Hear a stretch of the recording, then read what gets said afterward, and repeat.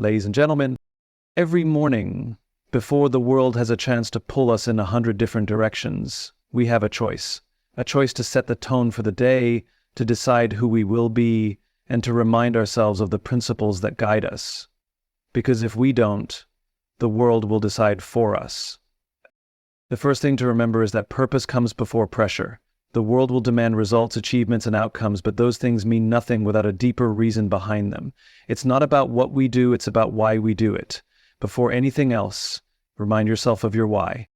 There will be moments today that test your patience, challenge your confidence, and shake your certainty. But growth is never found in comfort. The second thing to tell yourself is that discomfort is a sign of progress. If it's hard, if it's uncertain, if it's uncomfortable, it means you're moving forward. And when challenges come, because they always do, remind yourself that failure is not the opposite of success, it's part of it. The greatest leaders, the strongest minds, the most resilient people, none of them avoided failure. They embraced it, they learned from it, and because of that, they moved ahead while others stood still. No matter what happens today, no matter what anyone says, know this: you are enough. Not because of your achievements, not because of your success, but because you are here, because you are trying, because you care. The measure of your worth is not external. It never has been. At some point today, someone will frustrate you. They will make a mistake. They will disappoint you. And when that happens, take a breath and remind yourself that empathy is a strength. Everyone is fighting a battle you can't see. The best leaders, the best friends, the best humans don't react, they understand. There is no such thing as a small act of kindness. A compliment, a thank you, a moment of encouragement, these things have the power to change someone's entire day, maybe even their life. Choose to be the reason someone feels valued today. No matter how much is on your plate, how much pressure you feel, how much is expected of you, remember to take care of yourself. Leadership, success, and impact don't come from burning out. They come from showing up fully, and you can't do that if you're running on empty. Rest is not a weakness, it is fuel. And finally, as you step into today, remind yourself that everything you need is already within you. The courage, the resilience, the strength. It's there. You don't have to find it, you just have to trust it. So as the day begins, make the choice to live with purpose, to embrace discomfort, to see failure as progress, to know your worth, to lead with empathy, to choose kindness, to take care of yourself, and to believe in what you already have inside of you. Because that's how great days begin, and that's how great lives are built. Purpose comes before pressure. Focus on your deeper why, rather than getting lost in outcomes. Discomfort equals progress. Growth happens outside your comfort zone. Embrace challenges as signs of moving forward. Failure is part of success. View failure as a learning opportunity, not a setback. It's essential for growth. You are enough. Self-worth isn't tied to external achievement, your inherent value and effort. Empathy is strength. Approach others with understanding and kindness, recognizing everyone faces unseen battles. Take care of yourself. Prioritize self-care to sustain your ability to lead and make an impact. Would you like to tweak any of these, or does this capture what you're looking for? Before the world starts making demands, before expectations pile up, before the pressure sets in, take a moment to remember why you do what you do. Too often, we wake up and immediately start thinking about deadlines, responsibilities, and all the things we need to accomplish. But when we focus only on what needs to be done, we lose sight of why it matters.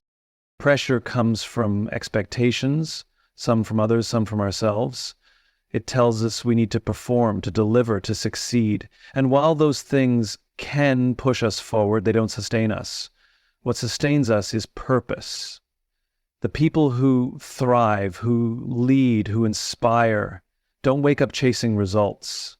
They wake up driven by something deeper, something that fuels them beyond a to-do list. Without purpose, pressure feels heavy. It drains us. It turns work into obligation and effort into exhaustion. But when we start with purpose, the same challenges feel different. They become meaningful. They become part of something bigger. Purpose shifts our mindset from I have to I get to. And that shift changes everything. Pressure tells you to move fast, to check the boxes, to stay ahead. Purpose tells you to move intentionally, to focus on what truly matters, to stay aligned with what you believe in. Pressure is reactive. Purpose is proactive. And when you lead with purpose, pressure stops feeling like weight and starts feeling like momentum. Every morning, before diving into the day, take a breath and remind yourself why you're showing up. Not just for the work, not just for the tasks, but for the impact. When purpose comes first, everything else falls into place. Growth never happens in comfort. It's easy to stay where things are familiar, where routines are predictable, where challenges feel manageable. But the problem with comfort is that it keeps us exactly where we are. Progress requires discomfort because it pushes us beyond what we already know, beyond what feels safe, beyond what we're certain we can handle. Discomfort is the space between who we are and who we're becoming. It's the awkward first step into something new, the uncertainty of not having all the answers, the frustration of making mistakes. It's the feeling of stretching beyond our limits and realizing they were never limits to begin with. The moments we feel the most challenged, the most tested, the most unsure, those are the moments where real growth happens. The greatest achievements, the most meaningful breakthroughs, the strongest leaders, none of them got there by staying comfortable. They got there by stepping into discomfort over and over again. They embraced failure as part of the process. They understood that struggle isn't a sign to stop, it's a sign that something important is happening. The fear, the doubt, the resistance, those aren't signs of weakness. They're proof that you're on the edge of something bigger. The goal isn't to eliminate discomfort, it's to reframe it. It's to stop seeing it as a problem and start recognizing it as progress. To lean into the hard conversations, the difficult decisions, the moments of uncertainty, knowing that on the other side of discomfort is something worth reaching for.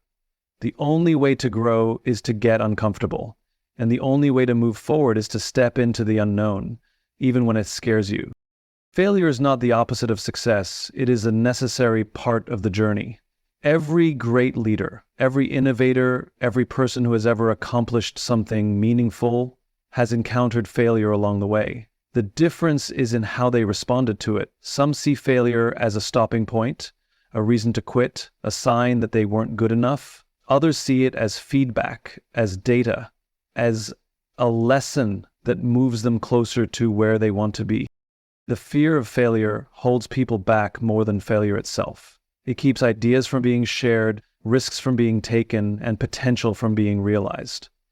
But avoiding failure doesn't lead to success. It leads to stagnation. Playing it safe, staying within what is known, only guarantees that nothing new will ever be achieved. Growth happens when failure is accepted as part of the process, when mistakes are embraced as learning opportunities, when setbacks are seen as stepping stones rather than roadblocks. Every failure brings with it a choice. To dwell on what went wrong or to extract the lesson and keep moving forward. The most successful people are not the ones who never fail, but the ones who refuse to let failure define them. They analyze, they adapt, they improve, and they try again. They understand that failure is not a reflection of their worth or ability. It is simply proof that they are pushing boundaries, testing limits, and striving for something greater. Success is built on a foundation of failures. It is shaped by resilience, by persistence, by the willingness to get back up one more time than you fall. The goal is not to avoid failure, but to use it, to let it refine, not define, to see it not as an ending, but as the necessary beginning of something better. From the moment we wake up, the world gives us reasons to feel like we're not enough. Expectations, comparisons, pressures, constant reminders of what we should be doing, who we should be, and where we should be by now. It's easy to believe that our worth is tied to achievement, that we have to prove ourselves over and over again to deserve success, respect, or even happiness. But the truth is, nothing external can define what is already within you. Look, being enough doesn't mean being perfect. It doesn't mean having all the answers or never making mistakes. It means understanding that your value isn't measured by what you accomplish, but by who you are. It means recognizing that worth is not something to be earned, it's something you already have. The effort you put in, the kindness you show, the way you show up for others and for yourself, these things matter more than any title, any success, any approval from the outside world. There will always be another goal to chase, another challenge to overcome, another milestone to reach. Growth is important, but it should never come at the cost of believing that you are already enough as you are. Striving for more should come from a place of possibility, not from a fear of inadequacy. When you operate from a place of knowing your worth, you lead with confidence instead of insecurity. You take risks without fear of failure defining you. You give yourself permission to rest, to learn, to grow, without the pressure of constantly proving yourself. No accomplishment, no validation, no amount of success will ever fill a void that was never meant to be there. The work isn't about becoming enough, it's about realizing you always have been. Empathy is often mistaken for weakness, as if understanding others means compromising strength. But the ability to put yourself in someone else's shoes, to truly see and hear them, is one of the most powerful skills a person can have. It builds trust, deepens relationships, and creates an environment where people feel safe to be themselves. Leadership, influence, and meaningful impact are not built on authority alone. They are built on connection, and connection starts with empathy.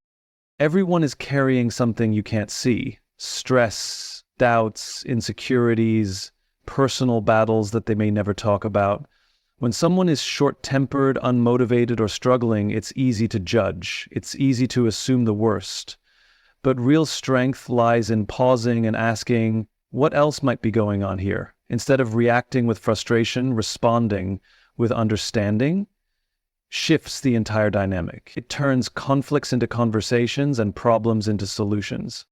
Empathy doesn't mean lowering standards or avoiding hard decisions. It means leading with awareness, making choices that consider both logic and humanity. It means recognizing that people perform better when they feel valued, that motivation is built on respect, and that loyalty is earned through care, not control.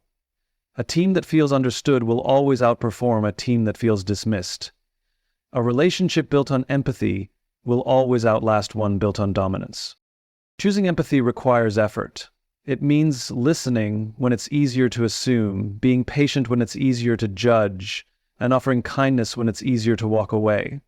But in the end, the strongest leaders, the most impactful people, and the ones who leave a lasting legacy are those who choose to understand, even when they don't have to. The world glorifies hustle. It celebrates long hours, sleepless nights, and the constant pursuit of more.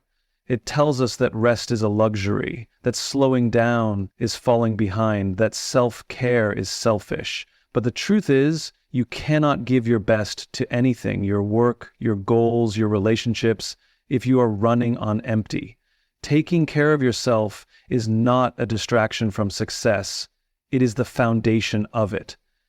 So let's make a deal. Pushing through exhaustion, ignoring stress, and sacrificing well-being for the sake of productivity might work for a while, but it's never sustainable. Eventually, the body slows down, creativity fades, motivation disappears. Burnout is not a badge of honor, it's a warning sign. The most effective people aren't the ones who work the hardest. They're the ones who know when to recharge. Taking care of yourself isn't just about getting enough sleep or eating well, though those things matter. It's also about setting boundaries, knowing when to say no, and giving yourself permission to pause. It's about recognizing that rest is not a reward you earn after exhaustion, but a necessity that fuels everything you do. It's about making space for the things that bring you joy, because joy is not a distraction from success, it's a part of it.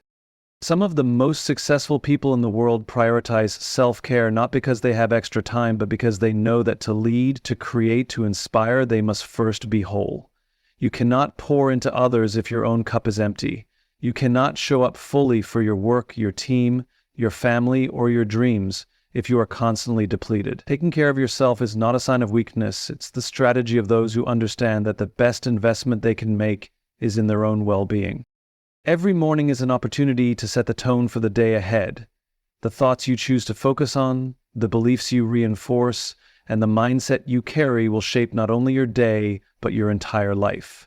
Purpose must come before pressure, because without a deeper reason, the weight of expectations becomes unbearable. Discomfort is not something to avoid, it is the path to growth. Failure is not an endpoint, but is necessarily part of success. You are already enough, not because of what you achieve, but because of who you are. Empathy is not a weakness. It is the strength that builds trust, connection, and real leadership.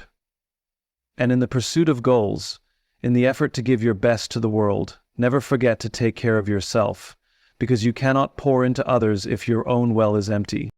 The way you speak to yourself in the morning matters. Choose words that empower, beliefs that strengthen, and actions that align with the person you want to be. Every great day, every great achievement, every great life begins with the mindset you cultivate at the start. Make it one that serves you,